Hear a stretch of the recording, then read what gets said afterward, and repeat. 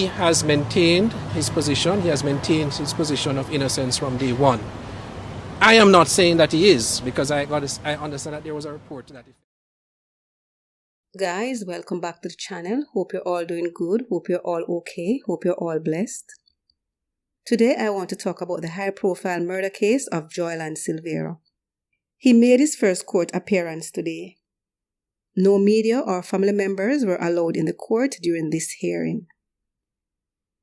Even though all the evidence are pointing at him and he appears to be guilty, he's still maintaining his innocence.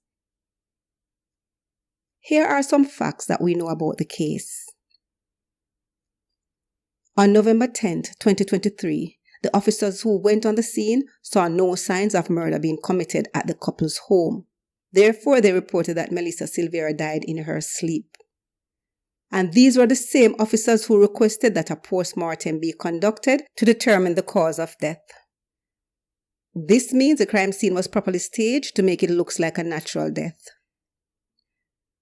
The police confirmed that there were changes done to the room, which is an indication of someone trying to cover up a crime. The bullet fragments found in Mrs. Silvera'S' body match a gun owned by Mr. Joylan Silvera'S.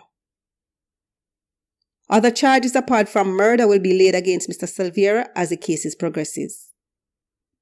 And prosecutors now have enough evidence to put him away for a long time. He is to return to court on February 8th, and he is represented by King's Counsel's Peter Champagne. Most lawyers will outrightly say that their client is innocent, but in this case, did not say his client was innocent. Listen to what he had to say about his client. Well, I firstly am going to say that I have to follow the strictures that were imposed by the court in terms of this preliminary aspect of the case, and my discourse with you will be limited. What I will say, however, is that the matter is fixed for the 8th of February, when by then it is expected that the relevant documentation would have been provided to the defense. That's the first thing. And secondly, I think it's important to note, and I'd like to take this opportunity to say that observations have been made in social media, which, by the way, isn't social at all. But such is the nature of life. But I would caution, and that may be an exercise in futility, because there are many persons who have sought to try and convict already.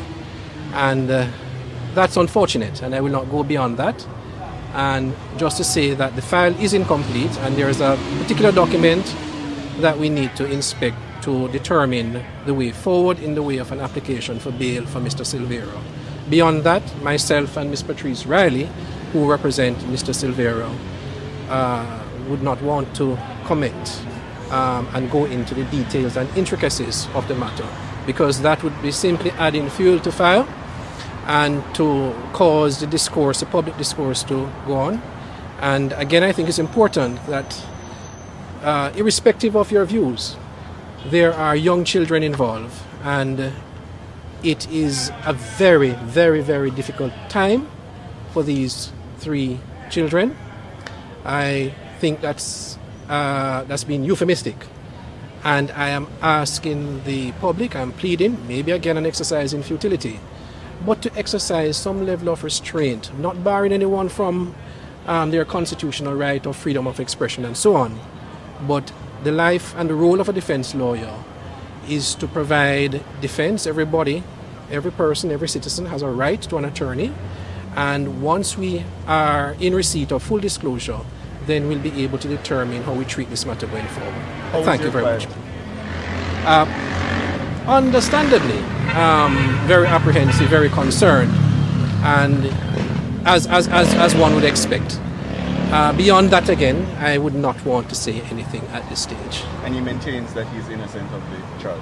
He has maintained his position. He has maintained his position of innocence from day one. I am not saying that he is, because I understand that there was a report to that effect. No lawyer should ever really say that, because if you were so certain, then you'd be a witness. But certainly what I can say with great emphasis is that he is indicating that he's innocent. We have our instructions, we have our job to do, And it is for the court, ultimately, and members of the jury to determine whether or not he is innocent. That's not my role. My role, our role, is to provide a defense as per our instructions. Wherever our instructions lead us, that's where we go. Within the confines always, acknowledging and consistent with the canons of the profession and the rules and good ethics. That is also to be emphasized.